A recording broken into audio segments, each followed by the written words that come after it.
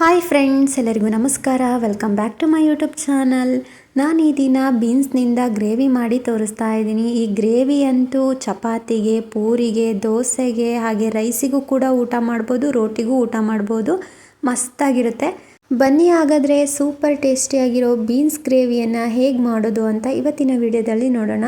ಅದಕ್ಕೂ ಮುಂಚೆ ನೀವಿನ್ನೂ ನನ್ನ ಚಾನಲ್ನ ಸಬ್ಸ್ಕ್ರೈಬ್ ಮಾಡದೆ ಈ ವಿಡಿಯೋ ನೋಡ್ತಾ ಇದ್ದರೆ ಪ್ಲೀಸ್ ಸಬ್ಸ್ಕ್ರೈಬ್ ಮಾಡಿಕೊಂಡು ಪಕ್ಕದಲ್ಲಿ ಕಾಣೋ ಬೆಲ್ ಬಟನ್ನ ಕ್ಲಿಕ್ ಮಾಡ್ಕೊಳ್ಳಿ. ಸೊ ಮೊದಲನೇದಾಗಿ ಬೀನ್ಸ್ ಗ್ರೇವಿ ಮಾಡೋದಕ್ಕೆ ಗ್ಯಾಸ್ ಮೇಲೆ ಒಂದು ಬಾಣಲಿನ ಇಟ್ಕೊಂಡಿದ್ದೀನಿ. ಬಾಣಲಿಗೆ 3ರಿಂದ 4 ಟೇಬಲ್ ಸ್ಪೂನಷ್ಟು ಎಣ್ಣೆ ಹಾಕ್ತಾಯಿದ್ದೀನಿ.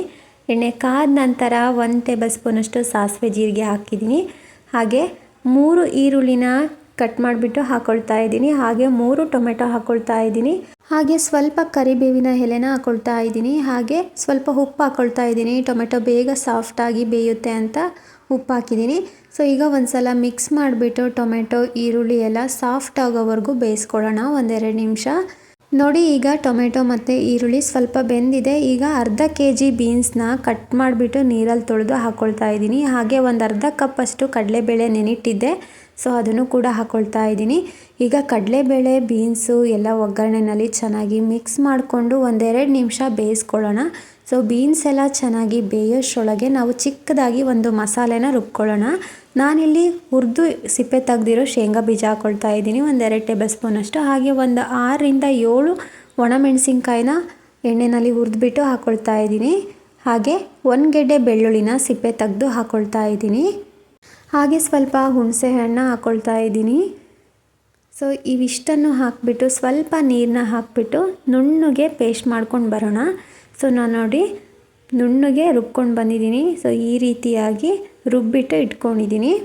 ನೋಡಿ, ಈಗ ಬೀನ್ಸು ಕೂಡ ಚೆನ್ನಾಗಿ ಬೆಂದಿದೆ ಒಗ್ಗರಣೆನಲ್ಲಿ. ಸೊ ಈಗ ನಾವು ರುಬ್ಬಿ ಇಟ್ಕೊಂಡಿರೋ ಮಸಾಲೆಯನ್ನು ಹಾಕ್ಕೊಳ್ಳೋಣ. ಸೊ ಈ ಮಸಾಲೆ ಒಂದು ಹಾಕಿದರೆ ಸಾಕು, ತುಂಬಾ ಟೇಸ್ಟಿಯಾಗುತ್ತೆ ಗ್ರೇವಿ. ಹಾಗೆ ನಾನು ಅದೇ ಮಿಕ್ಸಿ ಜಾರಿಗೆ ಸ್ವಲ್ಪ ನೀರನ್ನ ಹಾಕ್ಬಿಟ್ಟು ಹಾಕ್ಕೊಳ್ತಾ ಇದ್ದೀನಿ. ಸೊ ಇಷ್ಟೇ ನೀರು ಹಾಕ್ತಾ ಇರೋದು. ಸೊ ನಿಮಗೆ ಸ್ವಲ್ಪ ತಿನ್ನಾಗಬೇಕು ಗ್ರೇವಿ ಅಂತಂದರೆ ಇನ್ನೂ ಸ್ವಲ್ಪ ಎಕ್ಸ್ಟ್ರಾ ನೀರು ಹಾಕ್ಕೊಳ್ಳಿ. ಸೊ ನಾನು ಸ್ವಲ್ಪ ನೀರು ಹಾಕ್ಬಿಟ್ಟು ಮಾಡ್ಕೊಳ್ತಾ ಇದ್ದೀನಿ. ಸೊ ಹಾಗೆಯೇ ನಾನು 2 ಟೇಬಲ್ ಸ್ಪೂನಷ್ಟು ಸಾಂಬಾರು ಪೌಡರು ಹಾಗೆ ಅರ್ಧ ಟೇಬಲ್ ಸ್ಪೂನಷ್ಟು ಗರಂ ಮಸಾಲ ಹಾಕ್ಕೊಳ್ತಾ ಇದ್ದೀನಿ.